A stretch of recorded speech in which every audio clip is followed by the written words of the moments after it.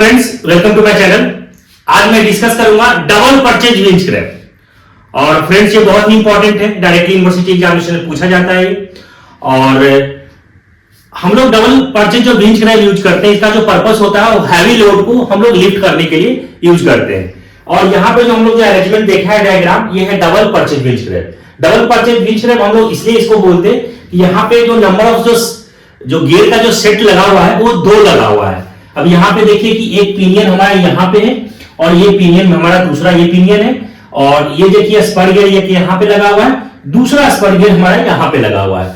तो number of जो set of जो गियर लगा हुआ है वो कितना लगा हुआ है? 2 लगा हुआ है। इसीलिए इसको हम लोग बोलते हैं डबल परचेज विंच क्रैप। अगर सिंगल सेट का हमारा होता गियर तो उसको हम लोग बोलते हैं सिंगल परचेज विंच क्रैप। ठीक है। अब हम लोग देखिए कि ये जो अरेंजमेंट है ये हमारा क्या है? एफर्ट एक्सल है। ठीक है।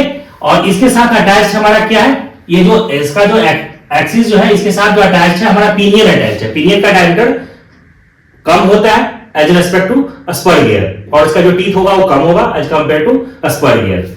अब यहां पे देखिए कि जो हमारा जो पिनियन है और जो ये जो अटैच है ये बीच में लगा हुआ है इंटरमीडिएट गियर, और ये हमारा क्या है? लोड एक्सल इसको बोलते हैं। एफर्ट एक्सल, ये लोड एक्सल, और ये हमारा क्या है? इंटरमीडिएट गियर लगा हुआ है बीच में। और देखिए कि जो सेकंड जो हमारा जो यहाँ पे ये तो पिनियन है, और ये जो हमारा जो गियर है स्पर गियर है, ये फर्स्ट है। और जो इंटरमीडिएट गियर जो है इसका जो है ना जो शाफ्ट है इसमें अटैच्ड है ये। ठीक। और इसके जो इंटरमीडिएट गियर है, जो हमारा पिनियन जो है, जो सेकंड पिनियन है वो यहाँ पे अटैच्ड है इसके इंटरमीडिएट गियर के, ठीक है, साथ। और यहाँ पे देखिए लोड एक्सल के साथ हमारा स्पर गियर सेकंड अटैच्ड है। अब देखिए कि कैसे हमारा लोड लिफ्ट होगा। अब हम लोग जब यहाँ पे एफर्ट लगाएंगे तो ये लीवर है, इसका सेंटर से यहाँ डिस्टेंस इसका एल लिया हुआ है। अगर हम लोग एफर्ट लगाएंगे, अगर एक बार रेवोल्यूशन होगा तो हमारा जो डिस्टेंस जो मूव करेगा, distance move by effort, effort की बात कर रहे हैं, तो कितना करेगा? 2 पाई एल करेगा। तो यहां अगर मैं बात करूं कि डिस्टेंस जो मूव करेगा वो कितना करेगा? 2 पाई एल करेगा। डिस्टेंस मूव बाय क्या? एफर्ट की बात कर रहे हैं। अगर मैं यहां पे लिखूं कि डिस्टेंस मूव बाय एफर्ट, तो डिस्टेंस मूव बाय एफर्ट कितना लग रहा है? 2 पाई एल। ठीक है स्टूडेंट्स, बहुत ये इजी है, आपको है ना इजी गोइंग समझना है इसको। अब देखिए कि होगा कैसे। ये हमारा जब ये मूव करेगा कितना? 2 पाई एल। और इसका ठीक है जो पिनियन है इसका मैंने ले लिया T1 ले लिया, ठीक। और जो स्पर गियर है इसका लिया हुआ है T2 मैंने ले लिया। तो ये पिनियन भी घूमेगा साथ में, और इसके साथ अटैच हमारा क्या है? जो स्पर गियर है। तो स्पर गियर जो मूव करेगा वो कितना मूव करेगा? तो स्पर गियर जो मूव करेगा, अगर मैं बात करूं कि ये जो स्पर गियर है वो मूव कितना करेगा? 1 इंटू T1 अपॉन T2 ये मूव करेगा। अब जब ये मूव करेगा इसके साथ इंटरमीडिएट गियर भी इसका अटैच्ड है, तो ये भी मूव करना शुरू करेगा। पिनियन घूमेगा, पिनियन मूव करेगा, तो इसके साथ देखिए अटैच्ड है स्पर गियर, हमारा सेकंड अटैच्ड है, तो ये भी गियर भी घूमेगा। तो जो स्पर गियर है, जो सेकंड स्पर गियर है वो कितना मूव करेगा? अगर है ना इसके कारण हमारा ये क्या हो रहा है? ये मूव किया, और इसकी वजह से हमारा ये पिनियन घूमा, और पिनियन की वजह से फिर हमारा क्या हुआ? स्पर गियर मूव किया। और जब स्पर गियर मूव करेगा तो ये हमारा जो लोड एक्सल है इसी के साथ अटैच्ड है, तो ये हमारा जो लोड एक्सल ये भी घूमना स्टार्ट करेगा। और ये जब मूव करेगा तो इसके साथ अटैच हमारा क्या? लोड लगा हुआ है। ये देखिए ये जो रोड है ये क्या है? इसमें लपेटा हुआ है। तो ये जैसे ही ये मूव करेगा, लोड एक्सल हमारा जब जैसे ही मूव करेगा तो हमारा लोड जो होगा वो क्या होगा? लिफ्ट कर देगा। ठीक है। अब ये देखिए कि स्पर गियर जो है ये कितना मूव करेगा? तो 1 into T1 upon T2 into T3 upon T4, ये हमारा इतना डिस्टेंस मूव करेगा। ठीक है। अगर मैं बात करूं, ये तो हमारा ये कौन मूव कर रहा है? ये जो स्पर गियर है ये इतना मूव कर रहा है। ठीक है। कब? जब हमारा एक बार रेवोल्यूशन हो रहा है यहां से हो रहा है, तब ये डिस्टेंस इतना मूव कर रहा है।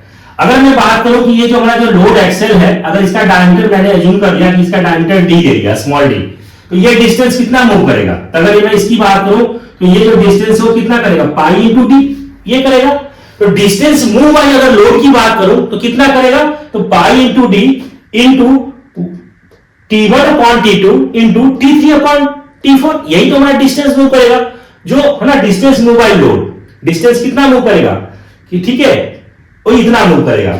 और ये जो लगा हुआ है, ये जो हम लोग लगा हुआ है, ये सपोर्ट लगा हुआ है, ये सपोर्ट है, और ये भी आपका सपोर्ट लगा हुआ है।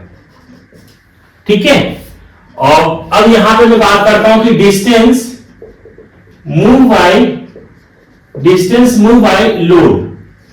तो यहां से कितना डिस्टेंस मूव बाय लोड हो जाएगा, पाई इंटू डी इंटू, यहां से देखिए T1 upon T2 into T3 upon T4।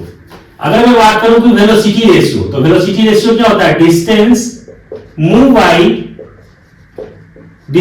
Bye effort to the distance move by load. अब देखिए डिस्टेंस मूव बाय एफर्ट कितना हो गया, 2 pi L upon pi into D, T1 upon T2 into T3 upon T4, यही तो होगा। Distance move by effort कितना था, 2 पाई एल, और डिस्टेंस मूव बाय लोड ये है। अब हम लोग इसको सब सॉल्व करेंगे तो पाई से पाई कैंसिल आउट होगा, तो 2L divided by D into T1, और ये T2 क्या चला जाएगा, ऊपर चला जाएगा, T4 ऊपर आ जाएगा और T3 नीचे आ जाएगा। ठीक है, ये निकल गया हमारा, क्या निकल गया, ये वेलोसिटी रेशियो फाइंड हो गया। ठीक है, ये डबल परचेज विंच ग्रैब के केस में हमने ये चीज लगा। अगर हमारा आइडियल कंडीशन होगा, उस कंडीशन में क्या होगा कि फॉर आइडियल के लिए उस कंडीशन में हमारा क्या हो जाएगा, यहां से कि मैकेनिकल एडवांटेज जो होगा वो वेलोसिटी रेशियो के इक्वल होगा फॉर आइडियल कंडीशन केस में। तो इस तरीके से फ्रेंड्स निकालते हैं हम लोग इसका कि वेलोसिटी रेशियो कैसे फाइंड आउट करते हैं, है ना, डबल परचेज विंच ग्रैब का। आई होप ये समझ में आ गया होगा। समझ में आ गया तो आप हमारे चैनल को सब्सक्राइब कर सकते हैं। Thank you.